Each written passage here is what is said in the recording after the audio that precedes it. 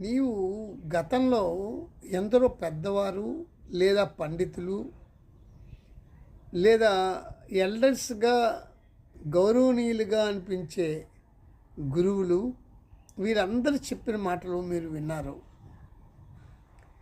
ఎన్నో పుస్తకాలు గ్రంథాలు మీరు చదివి కొంత తెలుసుకున్నారు.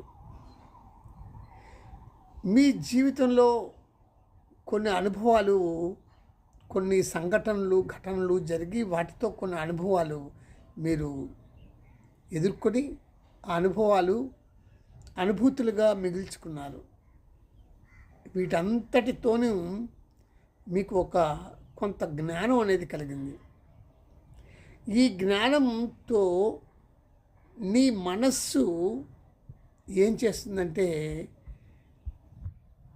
ప్రపంచాన్ని చూస్తున్నప్పుడు ఏ వస్తువును చూసినా, ఏ జంతువుని చూసినా, ఏ మనిషిని చూసినా, ఏ మనిషి ఏం మాట్లాడినా ప్రపంచంలో వాటిని మీరు వింటూ ఉన్నప్పుడు ఈ గతంలో మీకున్న ఈ జ్ఞానముతో మీ మనస్సుతో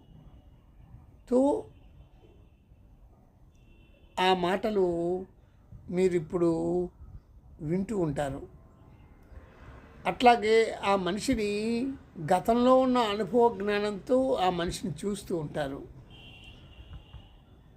అలా మీరు ఆ మనిషిని కానీ, మనిషి చెప్పే మాటలు కానీ, వస్తువు కానీ, జంతువును కానీ మీరు ఒక స్టేట్మెంట్ మీ మనసులో ఇచ్చుకుంటారు.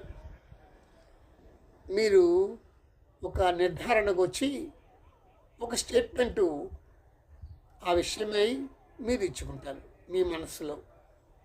దీని అంతటికీ కారణం ఏంటంటే, గతంలో మీకున్నటువంటి ఇన్ని రకాల అనుభవాలు, దానితో ఏర్పడిన జ్ఞానంతో కూడి ఉన్న మీ మనస్సు నిర్ధారణ చేసుకుంటూ ఉంది ఇలా.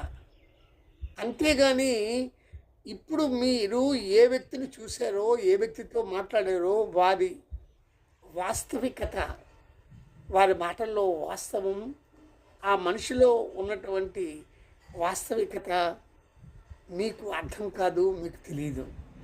ఎందుకంటే మీకున్న పూర్వ జ్ఞానంతో మీరు వింటున్నారు, వ్యక్తుల్ని, పదార్థాలని, వస్తువుల్ని చూస్తున్నారు. అంటే ఏది నీ మనస్సు ఆ దృష్టితో ప్రపంచాన్ని చూస్తావు.